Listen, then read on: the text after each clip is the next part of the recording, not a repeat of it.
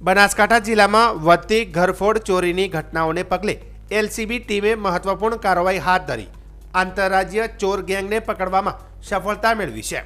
પોલીસે બિહારના એક તથા રાજસ્થાનના 2 આરોપીઓને ઝડપી લીધા છે।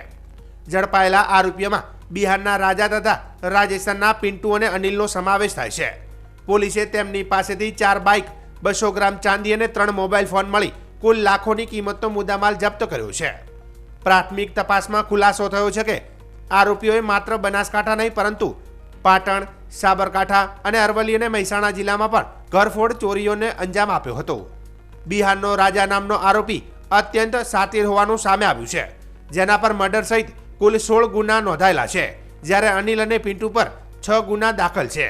પોલીસ તપાસમાં જાણવા મળ્યું છે કે આરોપીઓએ પબ્લિક ટ્રાન્સપોર્ટ દ્વારા ગુજરાતમાં આવતા અને અહીંથી બાઇકની ચોરી કરતા અને ત્યારબાદ તે જ બાઇકનો ઉપયોગ કરીને રાત્રિના સમયે કોમર્શિયલ કોમ્પ્લેક્સ અને ઘરોમાં ચોરી કરતા અને બાદમાં બાઇક છોડીને ફરાર થઈ જતા।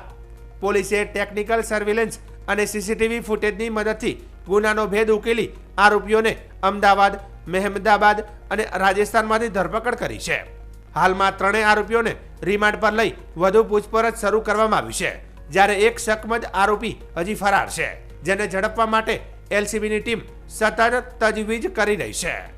જી સર, નમસ્કાર, હું પ્રશાંત સુંબે, પોલીસ અધિક્ષક બનાસકાંઠા જિલ્લામાં બનતા પ્રોપર્ટી ઓફેન્સના જુદા જુદા જે બનાવ છે, ઘરફોડ હોય, વાહન ચોરી હોય અથવા અન્ય ચોરી હોય, તે પ્રોપર્ટી ઓફેન્સના બનાવને શોધી કાઢવા માટે એલસીબીની જુદી જુદી ટીમે કામમાં હતી અને છેલ્લા 1 મહિનાથી આ કામગીરી શરૂ હતી। આ કામગીરી દરમિયાન જે બનાસકાંઠા જિલ્લામાં ઘરફોડના અથવા ચોરીના બનાવ બનેલ છે તે અનુસંધાને 500થી વધુ સીસીટીવી કેમેરા ચેક કરીને ઘરફોડ ચોરીનો અને ચોરીને બનાવ કરનાર, ચોરી કરનાર એક ગેંગને પકડવામાં આવેલ છે। આ ગેંગના જે પ્રમુખ છે એ રાજા ટકલા નામના એક આરોપી છે, જેના નામથી આ ગેંગ ઓળખવામાં આવે છે। જે મુખ્ય આરોપી છે જે રાજા ટકલા છે, આ મૂળ વતની બિહારના છે, અમદાવાદના મજૂરી કરે છે। આના ઉપર 16 જુદા જુદા મર્ડર, લૂંટ, ધાડ અને ઘરફોડ જેવા બનાવો છે। અત્યારે આ પેરોલિઝમ થયેલ છે મર્ડરના બનાવમાં। બીજા 2 જે આરોપી છે, જેમાંથી અનિલ અને પિન્ટુ, આ બંને રાજસ્થાનના છે અને અમદાવાદમાં મજૂરીના કામ કરે છે। તેના ઉપર પણ 6 અને 5 જેટલા ચોરીના બનાવ છે જુદી જુદી જગ્યાના। અત્યારે તેઓને પકડવા પછી જે ડિટેક્શન થયેલ છે તેમાં અલગ અલગ જગ્યા ઉપર તેઓ દ્વારા કરવામાં આવેલ 12 જેટલી ઘરફોડ અને 4 જેટલી વાહન ચોરીના બનાવ ડિટેક્ટ થવા પામેલ છે, જેમાંથી અત્યારે 2 બાઇક, 3 મોબાઈલ અને 200 ગ્રામ જેટલી ચાંદીની રિકવરી થયેલ છે। ઇન્વેસ્ટિગેશન દરમિયાન અન્ય મુદ્દામાલની પણ રિકવરી થશે તે પ્રમાણે અમારી આશા છે। અત્યારે જે ડિટેક્શન થયેલ છે જેમાં બનાસકાંઠાના 6 જેટલી ચોરીઓ, ઘરફોડ અને બાકી ચોરી ડિટેક્ટ થયેલ છે, જે આ વર્ષની છે। આના સિવાય મહેસાણા, પાટણ, સાબરકાંઠા, અરવલ્લી જેવા જિલ્લાઓની પણ ચોરી ડિટેક્ટ થયેલ છે।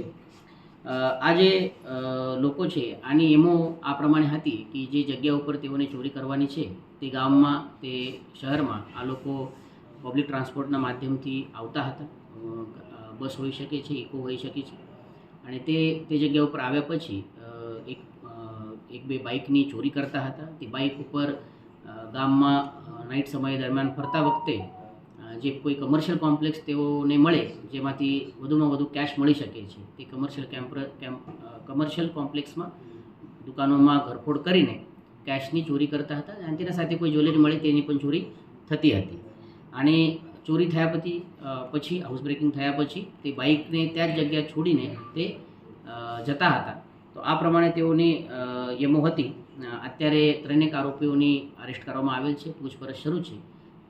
એલસીબી અને LCB PI, LCB in charge PI દ્વારા જે કામગીરી કરવામાં આવેલ છે તે દ્વારા આ મોટી ઘરફોડ કરનાર ગેંગને પકડવામાં આવેલ છે અને આવનાર સમયમાં તેઓ પાસેથી અન્ય પણ કોઈ ઇન્વેસ્ટિગેશન દરમિયાન ચોરી બાબતની વિગત મળે તો આપને જણાવવામાં આવશે। સાહેબ, અન્ય કોઈ આરોપીઓ આની સાથે જોડાયેલા છે? અત્યારે આના સિવાય એક આરોપીની સંડોવણી છે, પરંતુ તેઓને અત્યાર સુધી પકડવામાં આવેલ નથી, પરંતુ આવનાર સમયમાં ઇન્વેસ્ટિગેશન દરમિયાન આ આરોપી અથવા અન્ય આરોપી પણ કોઈ ખુલે તો તેઓની ધરપકડ કરવામાં આવશે। ઓકે।